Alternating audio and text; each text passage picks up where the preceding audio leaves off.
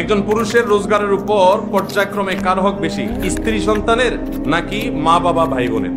দেখুন, মা বাবার সাথে কারো কোনো তুলনা চলে না হক আদায় করার ক্ষেত্রে। হক আদায় মানে শুধু টাকা পয়সা খরচ করা না।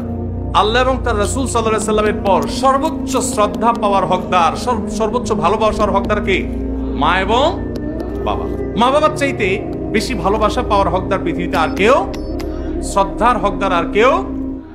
কিন্তু অর্থ ব্যয় করার ব্যাপারটা একটু ভিন্ন।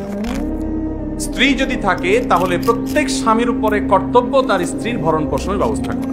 মা বাবার যদি টাকা পয়সার অভাব না থাকে, নিজেদের যা আছে তারা যদি চলতে পারেন, তাহলে শরীয়ত সন্তানের উপরে সন্তানের বাবা মার ভরণ পোষণ দেওয়াটাকে ফরজ করেনি। কথা কি বুঝতে পারছেন?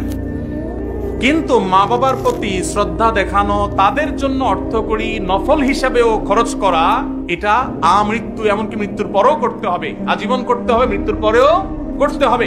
স্ত্রীর সাথে তো যতদিন বৈবাহিক সম্পর্ক থাকে ততদিন, বৈবাহিক সম্পর্ক না থাকলে তখন আর তার ভরণ পোষণ আবশ্যক হবে না। অতএব এটা দেখে কেউ আবার এটা মনে করেন না যে ইসলাম কি মা বাবার উপর স্ত্রীকে অগ্রাধিকার দিয়েছে কিনা, মোটেই না। কিন্তু খরচের যদি ব্যাপার হয়, স্ত্রী অন্যের ঘর থেকে এসছে আপনার ঘরে, অতএব তার সম্পূর্ণ দায় দায়িত্ব আপনার, আপনি তার ভরণ পোষণের ব্যবস্থা করে দিবেন। মা বাবা তাদের জন্য খরচ করবেন, যদি তাদের টান থাকে, যা আছে তাদের না হয়, তখন আপনার উপরে কর্তব্য হবে তাদের জন্য খরচ করা।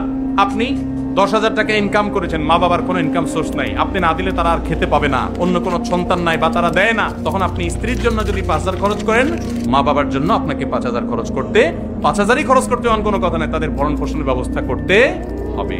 কথা কি বুঝতে পারছেন?